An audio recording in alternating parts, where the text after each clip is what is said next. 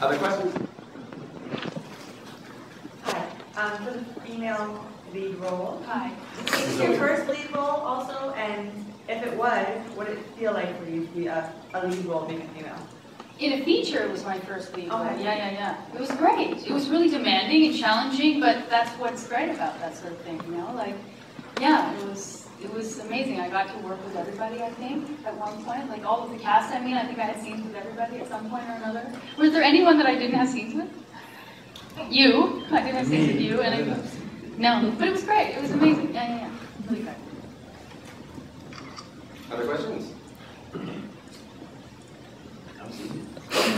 All right. Was there well, first of all, does the hand get to be in the sequel? That's the first question. And the second question is, was there a lot of improv, or was there did you stick very close to the original script? Yeah, it was pretty much verbatim. I don't think there was any improv. The script was so tight. This is such a tight script. I know I like it. Yeah, no, I learned a lot. No, we didn't improv. Are you all from Toronto? Yep. Ryan, who's Vancouver, that's what you're asking, right? Yeah. Ryan's local, he's Vancouver. He's in Vancouver, yes. Cute devil. How did you wrap up your hand so that it looks shorter? I can't remember. How did you do that? Was that cup? It was a lot of bandages. I had it back, like it was sort of back here, and then they wrapped it. It's a wrap, and we make one sleeve longer. It's an old trick if you don't have any money. And we tried to shoot every shot so that it was always facing direct on camera. There's a few shots where, like when she was So putting you the can't dress see the on, length of it if you're in profile? as long as it's flat on, you can't tell how long it is. That's about the only way you can do it, unless you get into CGI images. No, you're just you. How did you get him to fall down the elevator shaft? We pushed me down an elevator shaft. What are you going to do, right? So we did it. It's so real. How did we It's a great question because we didn't actually have an elevator shaft. There isn't one there in the movie. The doorway where Zoe opens the door and looks down, the doorway was just a door that leads into a room. And we just built the wall so that you could slide a panel. And then I knew that on the back of the hospital there was a loading dock. So we had a 48-inch drop that we could then build an elevator set on. And when you see the shots of them looking down the elevator, it's just basically looking down at the bottom of the loading dock, but it's all dark so you can't see how far it goes. So it's really the only way we could figure out to fake an elevator. And the gurney we just pushed in, and Bill was kind enough to take the 48-inch dive onto a mat, which is that big, but he requested about 5 mats, and it all worked out. I have to know, Ms. Palmer, how annoying was the blood on your face for constant Great hours question. of filming? That was, that was a challenge, I'm not going to lie. My skin was seen better days. That was tough. But we had an amazing, amazing makeup artist, Stella, whose last name I cannot actually pronounce. Thank you. Yeah, see? God, it's hard. Anyway, no, she's extraordinary, so she took very, very good care of me, but that was tough. Yeah, it was. What was it like for the actors to work with Jay LaPere under such a great time constraint? Is there down here?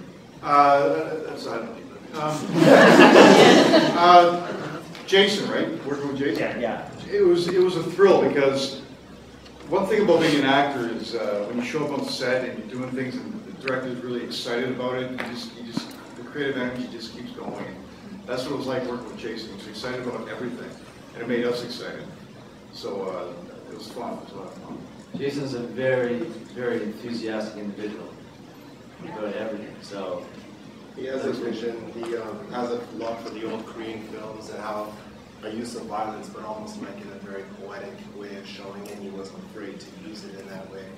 And just to see somebody who has such a passion for something, and the director I worked with, Sidney Lumet, he kills with love. So it's just when you feel that amount of love from a director, it makes you just want to do the best you can. So it's just, it was never any apprehension. It's like if there was something that you never felt afraid to try, and if he didn't like it, he would, instead of telling you what he didn't like, he just tell you what he would want done. It was just a pleasure to work with him. He kills with love, that's the best I can say. Just to be clear, he doesn't kill the producers with love. He He's takes off the good-looking people and we get the fights. Did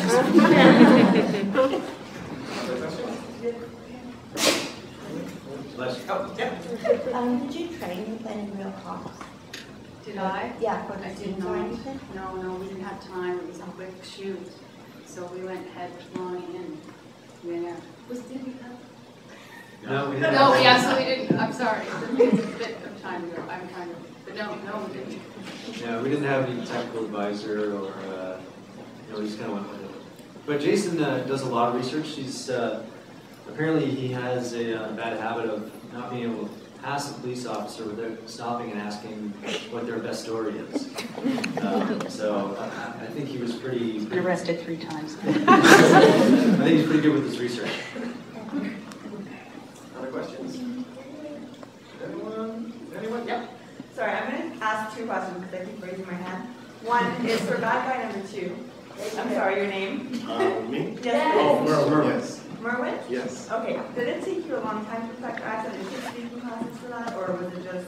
Well, I just trying to find a nice combination between took a mixture of, I'm from St. Lucia, took a mixture, a bit of Jamaican, a bit of Trinidadian, and just I had, it's based a lot on certain family members of mine. I have a cousin, everything he speaks is quite good, and I tell you, when I walk into a place, and I just kind of That's awesome. I'm glad you enjoyed it. I was a little bit worried about it. My second part to that question is just off topic completely. Was, were you in budget? And if so, were we allowed to know what the budget was? Leah, you want to We did come in actually slightly under because of our fantastic line producer, Mike Awesome Dawson.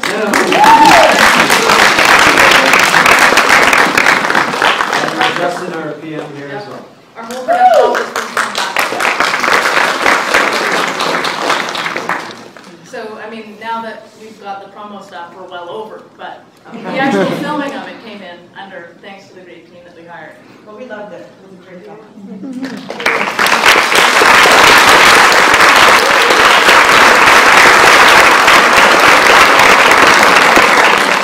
One last question, and it's what now?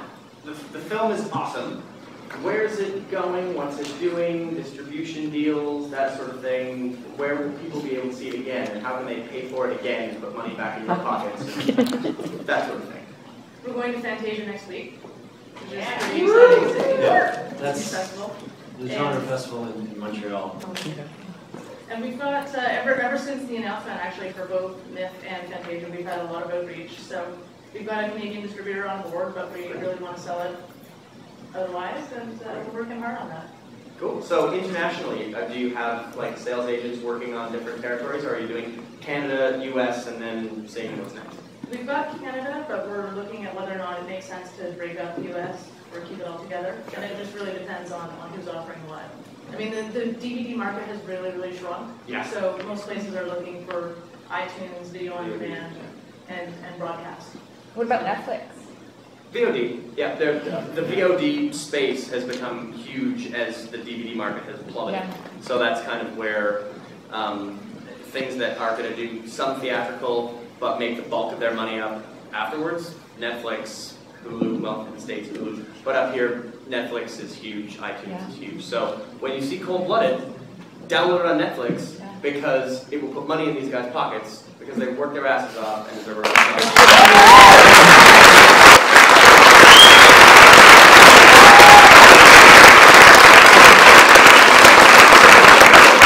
have to thank Telefilm Canada, because really without Telefilm, the film wouldn't have been made. That's right.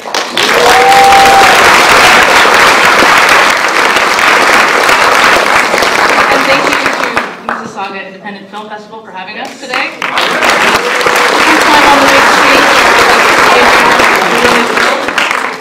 And thanks everyone for coming out. Yay.